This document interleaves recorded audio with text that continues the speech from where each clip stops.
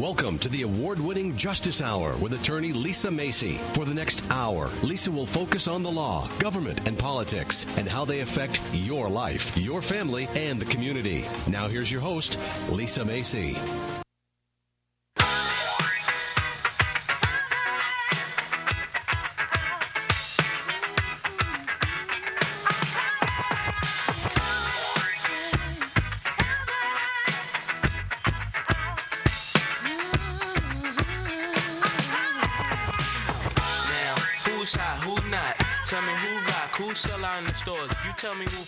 It's another fabulous evening here in Palm Beach. Thank you again for tuning into the Justice Hour. I'm your host, attorney Lisa Macy.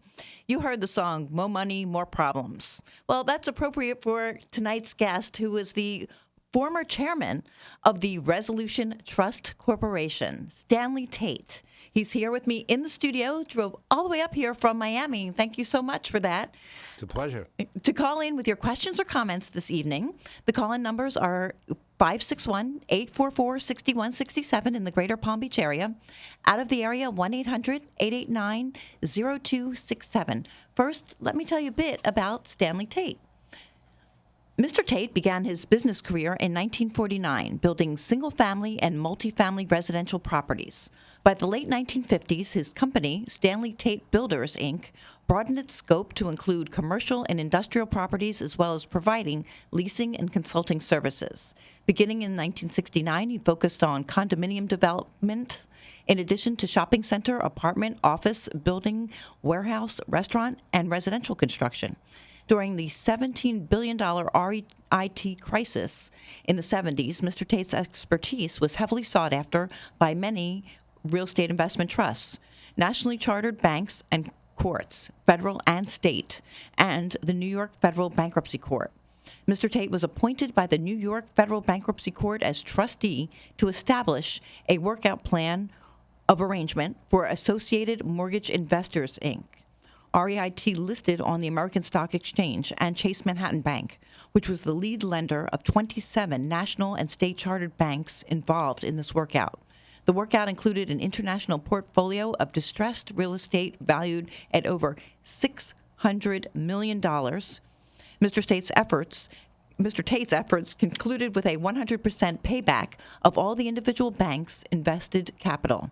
Due to Mr. Tate's success with the Associated Mortgage Investors, his expertise was again used to oversee the workouts of 12 other real estate investment trusts, mostly owned by banks in similar need.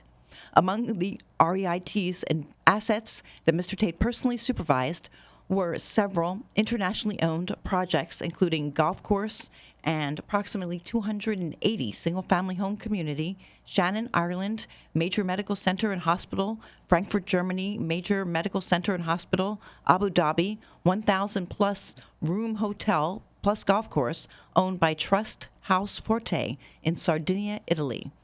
Mr. Tate participated in the formation of the Financial Institutions Reform, Recovery, and Enforcement Act of 1989, known as FREA, the legislation which laid the foundation for Resolution Trust Corporation, the RTC.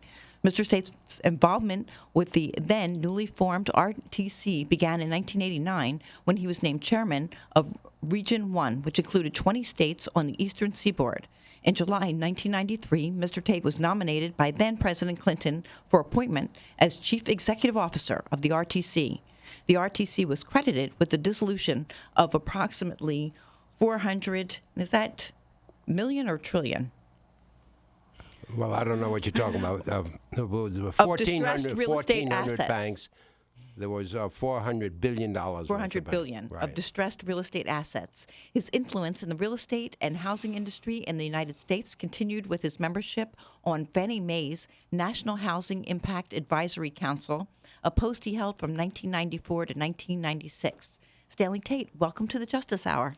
Thank you, Lisa. It's a pleasure to be here. And my voice is a little funny tonight because I've been sick with the flu for several days, and it seems that I've recovered, but my voice hasn't fully recovered. So you sound good to me. It is a little deeper and maybe a little sexier than usual. Well, that's good. Yes. Now, let's start with your experience with the RTC. What was that like? Well, the RTC was an unusual opportunity to really bring about the curative measures to a large number of banks that were in financial difficulty. Actually, we closed approximately 1,400 banks, 4 out of 5 every savings and loan in the United States, which had converted actually from residential mortgages into commercial mortgages, which they didn't know what they were doing. And because of that, they had all kinds of different proviso language that allowed them to make loans which were foolhardy to begin with.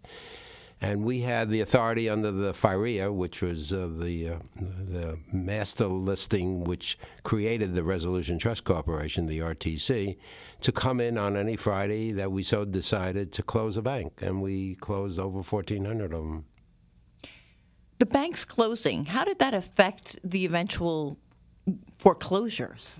Foreclosure problems. Did it have anything to do with that? The mortgage loans that they were giving? Not quite as much as in today's environment, because today it's much more Fannie Mae and Freddie Mac.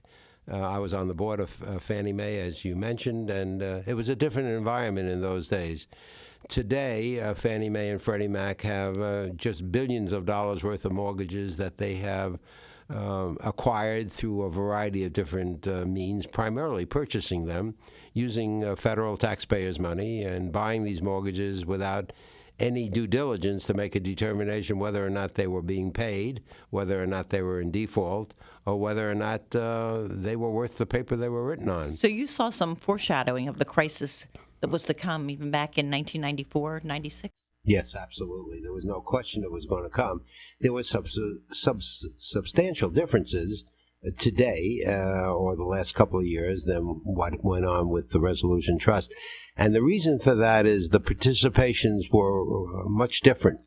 What you talked about originally was the REIT industry, which is a different ballgame completely. That was I was charged by the federal government and the New York State Bankruptcy Court to go in and get the lenders repaid. But they were participants in the Resolution Trust Corporation's involvement with RTC, which was companies that owned real estate, developed real estate, borrowed their money tax-free. They were, as long as they made a distribution of 90% of their earnings, they were able to avoid any income tax whatsoever. And that's true today. There are much more viable RTC companies.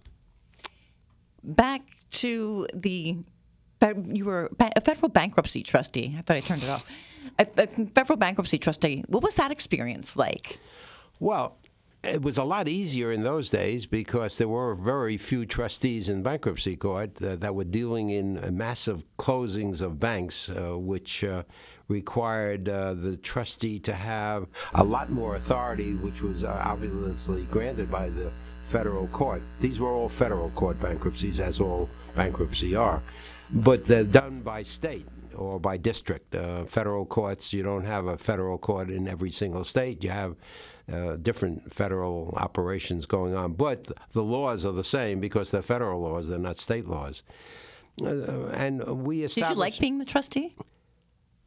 You have a lot of power as a federal bankruptcy trustee. And I could tell you, because of the power, if you ran the trust in a manner that was beneficial to all of the parties that were involved, mainly the creditors, which were primarily the lenders, which were the banks involved, and invariably there were some users, which were the people who lived in the houses where there were mortgages, which were in default.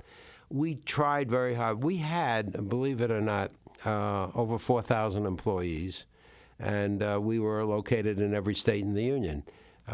We had 5 regional offices, and I had 4,000 attorneys working for me in Washington alone.